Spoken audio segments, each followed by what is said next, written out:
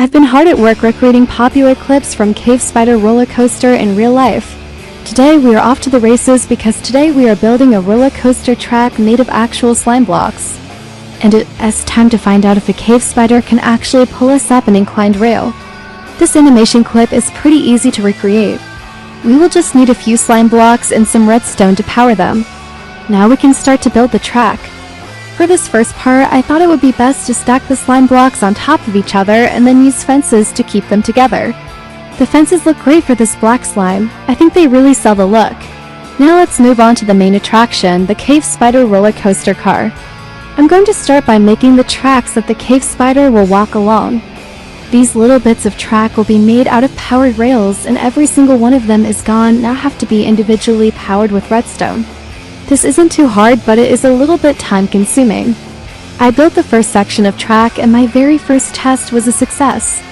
The cave spider walked right onto the track and started climbing, but there's a problem here. You see, the cave spider is naturally a very skittish creature.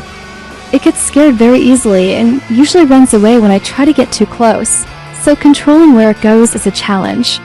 To fix this, I used some barrier blocks to block off all the surrounding areas except for the track. Now the cave spider has nowhere to run. I can force it onto the track and hopefully it won't get scared while it's already on there. Now we can move on to the next part of the track, which is much more complicated. Here the track is suspended in mid-air with two sets of rails on either side. This section is definitely more challenging to build, but still not impossible. There are so many things that could go wrong though. Could the cave spider get stuck? Will the car fall apart? Will the cave spider even ride the rails, or will it just jump down? I had so many questions running through my head and none of them had answers until I did the test. And yes, it did take a while to get the cave spider on the track, but once it was on, it stayed on and completed the circuit perfectly.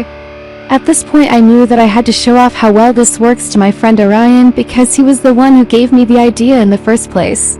I was very excited to see his reaction and he was very supportive and helpful during the process. So let's move on to the next section of the roller coaster. There are so many different mechanisms at play here, but I think the most important thing to get working properly first is the swinging pendulum thing.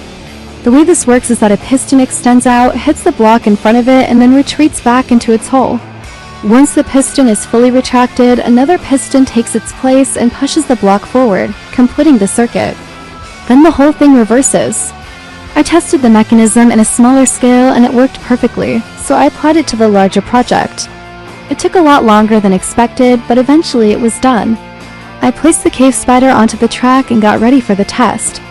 As you can tell, I was extremely nervous for this. The pendulum went back and forth a couple times and then something went wrong. The cave spider fell. I wasn't fast enough to grab my phone and record the moment, but believe me, it was a sight to behold. The cave spider literally launched into the air and landed right on its face. It didn't seem to be too hurt, but it was immediately spooked and tried to crawl away. Luckily, I grabbed it before it got too far and put it back on the track. I fixed the issue that caused the cave spider to fall and I ran another test. This time the test went perfectly and the cave spider successfully rode the pendulum and began climbing the inclined rail. This was such a satisfying thing to watch. All that hard work finally paid off. At this point, we were getting very close to finishing the roller coaster. All that was left was the final inclined rail. Just like the last one, this one needs a powered rail for the spider to climb along, and this time we need two of them. I laid out the track and prepared for the test. Would the cave spider be too tired from the previous sections to finish the course? Or would it make it all the way to the end? It made it, and I can honestly say that building this was worth it because seeing the cave spider do what it does at the end is just priceless. I've always wanted to have a pet cave spider, but their natural skittishness makes it kind of difficult. So I thought building a cave spider roller coaster would be the perfect compromise. Plus, I've always wanted to build a roller coaster in Minecraft, and this seemed like a fun way to try it out. I know that this probably won't be the last roller coaster that I build. In fact, I have plans for a much bigger and better roller coaster, but that's gonna have to wait for another video. Okay, now it's time to move on to our next clip. And this one is gonna be a tough one. This Minecraft short shows a player riding a pig into battle against the Wither. Now the Wither is one of the toughest bosses in all of Minecraft, so it's gonna be tough to beat. I don't think there's any way that I can replicate this exactly, but I can try to get as close as possible. The only thing I need to do is find a wild pig and tame it. I should mention that taming a pig is not as simple as just feeding it. Wild pigs can be very picky and sometimes refuse to be tamed.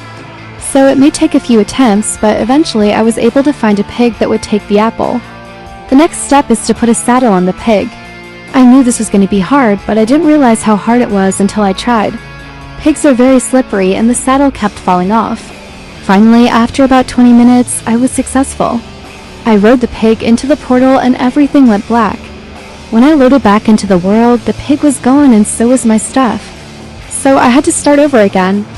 After a couple tries, I was able to spawn the wither and I got ready to fight. The wither is a very powerful boss, so I needed all the help that I could get. I hit the wither with all my might and my pig took damage. I thought we had it, but then something bad happened. The pig died. My hopes of beating the wither died with it. Even though we lost, I thought the pig looked very cool and I loved riding it into battle.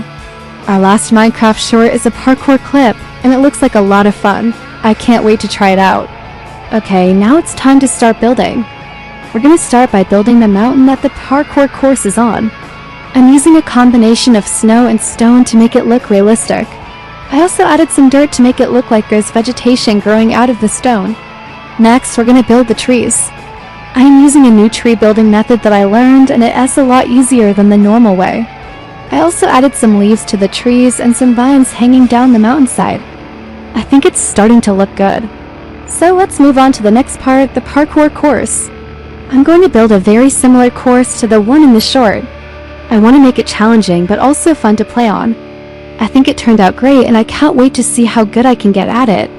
And that's the end of today's video. I hope you enjoyed seeing these Minecraft shorts recreated in real life. If you did, please leave a like and subscribe. Bye.